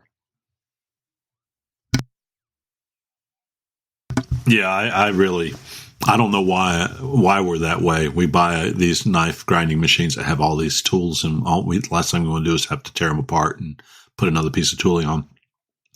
Is the surface grinder difficult to tear apart? Together? Just because of my shop size, I don't have so I keep it in the corner. Again, now I'm starting to get a lot of stuff. So I have my anvil in there, I have my grinder in there. So, it's kind of, because I don't use it all the time, it's tucked away in the corner a little bit. And so it's only hard to throw on and off because of, I have to move stuff out of the way and get back there and then put it in. But I'll tell you though, what I do when I'm actually working on blades and I am going back and forth, my attachments don't really even go back into my stand that my emerberate is on. Like I have my flat platen, I have my small wheel attachment. Those are the main 2 ones I'm using. And they just sit there right next to me on the floor on one of my roller carts. And, so it is really right next to my grinder. So I pull one out, I throw the other one in. So it's, when they're in use, they're they're convenient. Yeah, and it may be for me that I've got everything setting in my stand, and probably if I had a little more room, I probably need to do something to if I had to hang those on a wall where they come in and out. It's just having to get down and work around that stand. I've had a cold a couple weeks ago, so here you hear me coughing. It's catching up with me again. So anyway, seems like ever since COVID. Whenever I get a cold or something, it just seems to last longer. I don't know if that's true or in my mind or not, but it may just be because I'm getting older. I don't know, that things just take a little bit longer to get over. I think stress, at least for me, maybe it's just I haven't been around a lot of people, right? Since I stopped working, I have not been sick. Yeah. And so it's wonderful. I do have to say, I had COVID twice, and the second time I had it when I was out here, I mean, it was much worse than the first time. So, I'm hoping it's not getting worse every time I get it, and so I just don't want to get it again if it's going to get worse. Well, I do have the cure for COVID. Did you know they had a cure for COVID now? It's called the riversexperience.com. You go to the Rivers Experience. Let Eric Rivers teach you the finer arts of knife making at the Rivers Experience and on its website, YouTube, or the TRE Workshop on Facebook. If you have COVID at the time, everybody will work very hard to make you feel better with nice comments because there's never a bad word said. So check out the riversexperience.com. So it wasn't really a cure for COVID, but it's a way to make you feel better. So if you're going to quarantine, you can watch him on the podcast, do his live podcast for a couple hours, and just forge along. It's like a forge along. That's right. Yeah, you can just sit there in bed, eat soup and crackers, and watch Eric forge out a knife over a couple hours on his YouTube channel, by all means. And also, one of my favorite presses is my 25-ton press I got from Clark Iron Forge. Clark Taplin makes a beautiful press, wonderful guy. ClarkIronForge.com. He's up there just below Nashville, Tennessee, and he ships all over. If you buy one of his beautiful presses, I got my 25-ton for about $4,000 just a year ago, and they've grown from just a few forges to now they're making these beautiful up to 40-ton hydraulic presses, and they make a real difference at an affordable price. Now's the time to get one, especially if you want to get into moving larger pieces of steel or even making Damascus. They're going to make your job much easier. And there's a big step up between 12, 16, and 25 tons. The more tonnage you got, the more you can move much quicker. And with a press, being able to move more, much more efficient, it's going to get your work done a lot better and help you be a little bit more precise. He also has great tooling and such that you can get with those presses, but while you're there buying a press, don't hesitate to take a look at some of the forges he's got as well. He's also got a roller mill as well, so you can roll it out to the thickness you're looking for. Yeah, Mark, that was great. Having a press, and he's got like a combo. It was like a press and a roller mill on a table, and so that seemed like just a great deal. You kind of get your canister, kind of start pressing it out, and then you want that perfect even thickness, and you started throwing that through the roller mill and. It was great. Yeah, who sits around their house and thinks up stuff like that? I think I'm going to make a roller mill, a press, and a forge. These are visionary people. When are you going to use that piece of steel that you got from Josh Howard? I'm going to, I'm really thinking about making my. I'm going to have to make a new forge, I think, and so I need something just a little bit bigger. And so I was going to order a bunch of. I think I put them in the Amazon cart. Order a whole bunch of fire bricks, and now that I have the welder, I think I'm just going to make a nice little angle iron frame, and then I'm looking for burners. Trying to decide. I mean, my burner that I made, my homemade like Venturi burner, I forget what they call it, Frosty Tea burner. I made one of those, and I mean, it gets hot. I mean, it heats up. Now it's a small little forge, but it really does a great job. So I'm trying to decide if I want to do another one of those or just buy some pre-made burners. Maybe they're more efficient or something like that, or just buy a whole thing. Well, I will tell you, I am the owner of a Majestic 3-burner forge and I love it. There's chili forges and there's homemade forges, this, that, and the other, and people, everybody's got an opinion, but a lot of people kind of come down on them. And I bought mine because Joey Terrio thought so highly of it, and I did buy extra materials, to replace it as it wore out, and I've had it for 3.5 years or so. It almost looks brand new inside. I mean, the heat's kind of, blemished it a little bit where the fire comes out at the front of the Dragon, but it's in wonderful condition. I've never had to replace. I think I had a little crack form, and I put some of the cement that they give you to fix any cracks, and that really comes because you're either cooling it down or not, getting it too hot and then cooling it down too fast or something like that as a thermal crack that I caused, but I fixed it. And whenever I get done using it, I just throw a fire brick in front of both openings and let it just slowly cool down by itself, and it's never done another thing. So I've still got all of the refractory cement and extra panels and stuff and everything for it. And it's got rigid panels in it, so it's not like having to lay in the wool cloth and then coat nice it or anything. Having that, and I think you'll get you'll probably get most. My guess is that with forges, you probably will get the most wear once you start using that press and putting a lot of flux in there, and that kind of makes a little bit of mess and it kind of eats at the bottom. But as long as you could replace, I think that bottom, whatever you have in the bottom fire brick in there, then the rest of the forge is. I mean, I don't know what wear you get on the rest of the forge, Well, here's what I was going to do about that. Two things. And by the way, that 2-burner deluxe from Majestic's $400. So if you're going to spend $200 on one on Amazon, I'd spend the extra $200. Oh, okay. It is 2-burner deluxe, $400. Beautiful machine. You can put a 30-pound cylinder on it. You can put a normal 20-gallon cylinder, but I would probably put a 35. You can hook 100 up to it if you want. I've got 100 for my 3-burner, but you could put a 50-pound or a 30-pound cylinder on that and be just fine. The thing is, you've got a big truck, so you could haul a larger cylinder around. If you wanted to buy 100-pound, you can get those at Tractor Supply and then go get them filled at your local farmer's co-op or whatever. But 30 pounds will the mid-size cylinders, those will fit in just about any vehicle. But what with that particular one, with flux, I'm not going to be using the borax flux. I think it's just really messy, and it's popping and you're getting burned and everything. I'm probably going to stick more with the kerosene dip as far as treating my steel.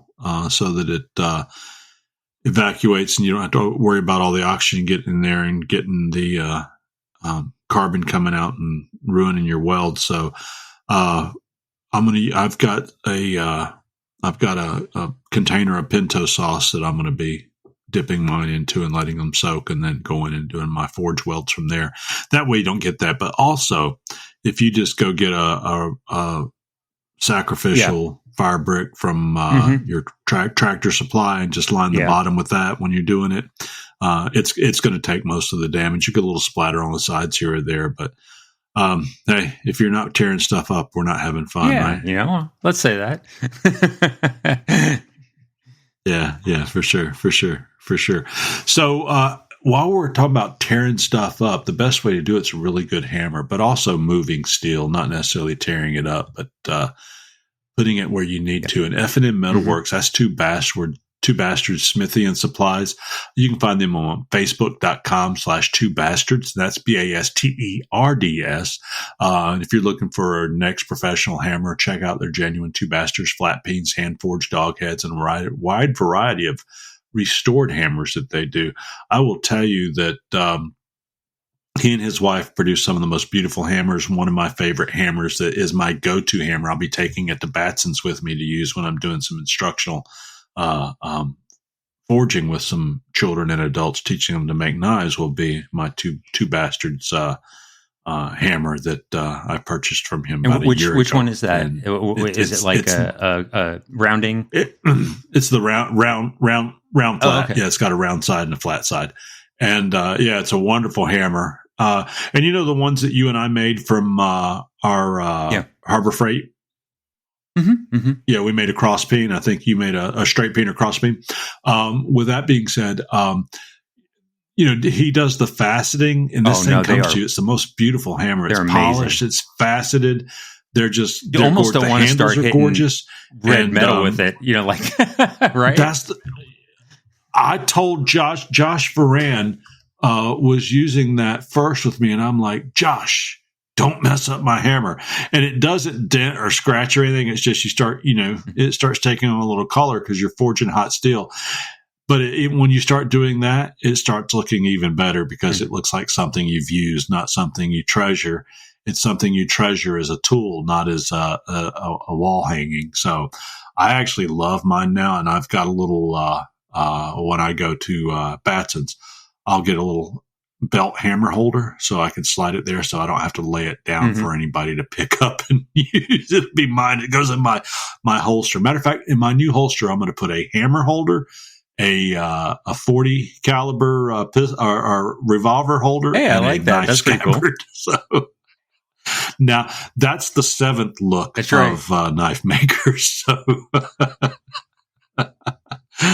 I don't know how to explain that one. That one's I don't know what you would call that. That's the Walking Dead look. That may be so that if you come up a zombie, you could take your hammer out. Yeah, you just need a bat holder to slide into it for sure. But yeah, that's the Walking Dead look. I thought it was kind of trying to go with some steampunk there, but I don't think I want to wear those hats. Man, I saw some beautiful hats in Texas this week. I went to a couple hat shops and where they do custom hats. There's a lot more custom hat makers out there doing Western hats, and I couldn't afford them because I couldn't afford to worry about wearing them. And but I enjoyed looking at them. It's nice seeing custom work, whether it's Two Bastards or a handmade knife or just handmade anything. It's just wonderful, just wonderful. So what do you think about all this batching talk tonight? I think that'll probably be somewhere in our title will be about batching tonight. Yeah. So you have not put handles on yours yet. You've ground them out. Have you hardened them? I have. They're hardened. Ground out, hardened. One of the lessons I did take from you is that, I had just been. Excuse me, I'm flattered. I'm taking a lot of stuff from you. I'm flattered. I don't know if I deserve it. Is but that thank you you. Really? You were. You took your grinds up just a lot higher than I did pre-heat treat, and so which is something that I'm using the Pops 8670 on these last batch, and they were even after heat treat. I kept them pretty hard. And so just grinding those, all I did was knock off the corners pre-heat treat because I really, I didn't want any chance for them to warp, but I've never had them warp. So I think I could just continue to creep up the pre-heat treat grinds until I feel like, well, I'm not going to have a problem. So next time I'm going to go a lot higher. Have you seen the vise that I made for clamping my post-heat treat knives in? Yeah. When you came to visit me, I have aluminum. I bought two 1-inch aluminum, 6 by 1 foot plates. And so, so what I do now, I have one of those two of those squeeze clamps. So, I put my knives in there, squeeze the plates closed, and I'm designing a little lever action thing that I could put in there without making a vise. That I could just kind of lift them up and then, make it quicker than having to just lay the plate on there. Gotcha. Well, that vise, you can buy it. It's a 2x4 carpenter's vise. You get it at Harbor Freight, and you just mount it opposite, mount it horizontal versus vertical. And then I just screwed my plates into that once I drilled and tapped them. But that's one way. But I hear you're looking at making something where you can kind of clamp it down almost like something a vice like that. grip. Like where you have a little handle on it, and then I can kind of lift it up and then put the knives in there, and then almost that it would just kind of clip down. And so similar to I have or Shannon has a has a transfer press if she's going to make decals and stuff like that. Oh, so that's kind of where yeah. I'm getting the inspiration from a little bit. Is that it's pretty similar, and so I'm kind of using the I want to use the action and the focal points that they're using on that to do on this.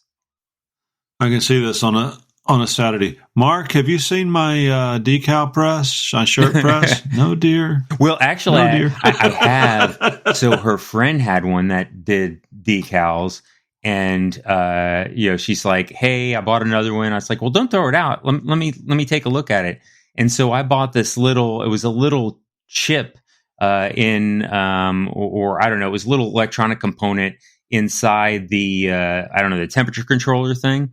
And so I unsoldered it, put it, resoldered a new one on. Works like a champ. So actually, I'm going to use that. I think I'm going to try to use that as a Kydex press. And so I haven't done Kydex yet, but cool. I think it would be, you could adjust the heat on it, and I don't know, seems like it'd work pretty well.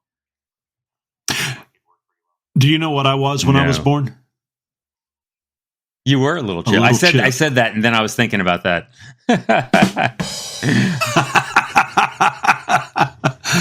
Oh, that's right. 10 people just turned it off. Josh Ferran and 10 other people just unsubscribed to the podcast over that. So, oh, Josh. I hope I haven't chomped or chewed, or I've coughed a little bit on this episode, but not too bad. We're approaching our 2 hours here, but I've been quite impressed tonight. Pardon the pun. Shirt press. Wait. Shirt press. There you go. That's 2 in like less than a minute. That's 2. Now 10 more. 10 more. Yeah, 10 more people just left. We've actually. I don't care about the listeners, but you and I have had a very wonderful, entertaining conversation tonight. So I know if we feel that way, I would think at least our wives who listen to this will probably listen at least 10 minutes of it. But yeah, it's been a good talk tonight. I've enjoyed talking about batching. Yeah, we've done good. So. With that being said, I have one last thing to say, and that is if you have questions, comments, product reviews, show, guest ideas, subscribe or email us at thenivestemplars@yahoo.com. You can also DM us on Facebook in the Knives Templars podcast group. We've had a lot of people signing up there lately, or visit us at knivestemplars.com to always stay up to date.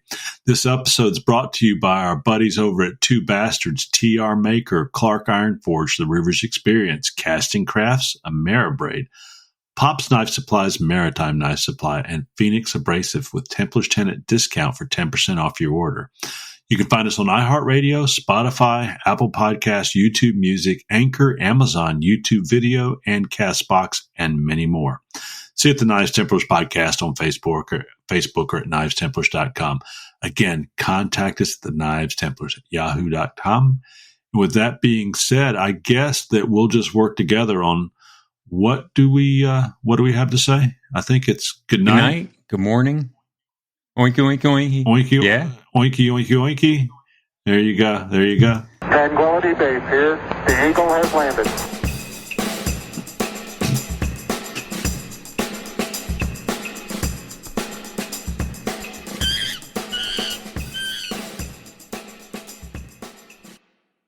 Brought to you by PORKHouse Productions. There it is. Oinky. And we got through it. Hey, there will be a couple tonight because, like I said, guys, I don't know why we've just all been sick this season. So we're doing our best. I was trying to find it on the on the chat that we had. I was looking up. How you have Shegman, Niver, and then I looked up what bald face men are. For the other half of us. And so I was trying to find that word again.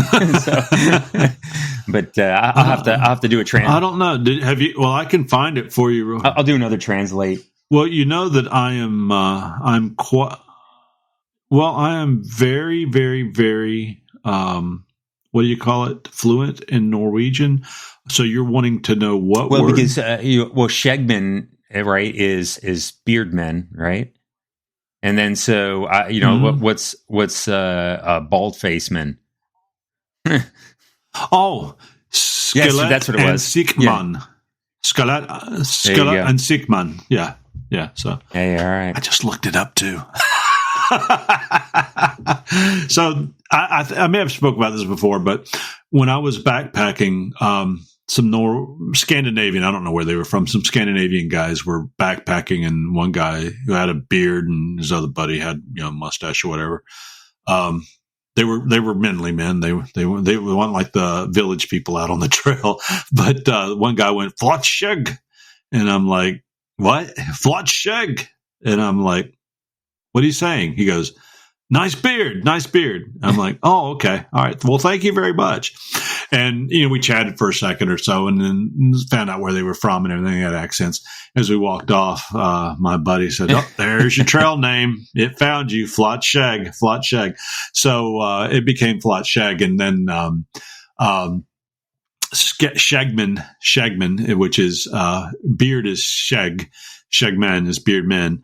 And so I was going to do beard man, but beard men knives. And beard men knives just sound stupid. But when you go Shagman knives, nobody can pronounce it or write it. And it's like what's some of the knife brands? Victorinox. Oh, that's right. Yep. Spelt a little funny.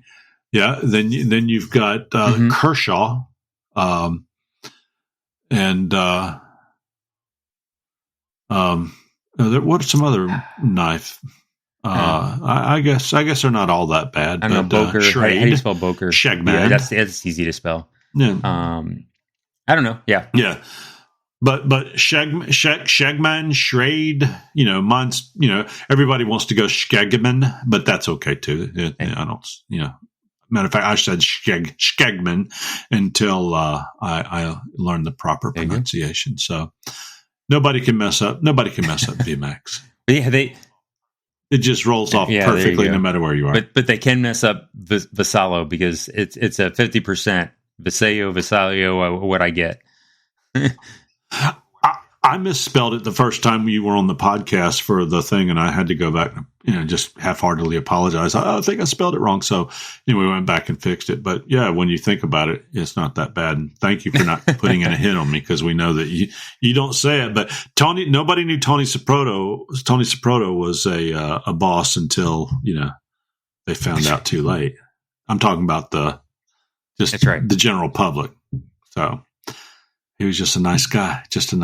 I like Tony Soprano. I hate that Gandolfini died. He was a really, really cool actor and many of the things that he did. So, well, listen, Batson's is coming up. Like I said, I do not have a tent yet. I will be ordering my tent next week, and it takes about 4 days to get it. So if for some reason I don't have a tent, we will have one without a doubt. Well, I will go buy it. Yeah. I mean, I'll bring my tent. I mean, I have a I don't know, 6-person dome tent or something like that, so I can. Oh, well, I plan on having this cool tent, but if for something, I've actually got there's a 99.9% chance we're going to have the tent. That's not an issue. I just don't want to buy it until I get the money. I could go ahead and put it on a credit card now, but my wife always looks at me cross-eyed when I do stuff like that. So I'd just rather have the money. And it's only a few days to get it. And I can actually drive down to Birmingham and pick it up there if I wanted to get it there instead of just have it shipped. But worst case scenario, I've got a hammock and a fly that goes over that, and I've also got a backpacking tent. It's a 2-man tent. I'm not sleeping next to you in a 2-man tent, but I've got places to sleep. I can cowboy camp if I had to, but we'll have the tent. That's not going to be a deal at all. It will be here. So we'll plan on that. I'm going to drive over from Mississippi on that Thursday. I will be there Thursday, probably around 2:00. Start setting up the tent, and whenever you get there, we'll start cooking something and enjoy the evening and some camaraderie with all the other knife makers. If anybody else listening to the podcast, is up there, then drop by and we'll chat. Say hey. Hey, if you want to, if you got a fishing license, bring your fishing pole. They got a stream up there. It's supposedly still got trout in it. If not, it's got nice sunfish and stuff. Wonderful little river that runs through it. So it's nice. Yeah. Nice. So there's that. I'm going to take a drink. I'm about to cough again. So, So you're headed out for work again, or like what? So what are you up to next week? This coming week? Do you have any time in the shop? I do. But I have to go to Mississippi on Monday. I'll be back Tuesday afternoon, and then on I'm here all week, and then the week after that, I will be in Eastern North Carolina for a few days, and also down in the Atlanta area for a day before coming back over. And I think I'm done traveling for a bit after that. So hopefully it'll all be all. So is that the next? So you're just working? They're just the sheaths, right? Is that the only thing, or do you have any other knives going? Oh no, I've got 25 knives on order right now. I've got to make for people. So yeah, my next batch is for 5 knives. I just did similar 1 of 7. to the next one's for the ones 5. you just did. No, 5 different knives. So it's no big deal. One's got to be forged. One is one of those old fleshers that I used to make. I fell in love with it. I want a flesher, so I'm doing that. And then I've got a I can't remember all their. I remember what they are, but they're fairly. They're 3 of them are flat stock, and one of them is a forged knife, and then I've got the guy hasn't talked to me yet, but he's part of that group of 5, and he's got a culinary knife that's going to come out of flat stock too, so it won't be too bad to make those.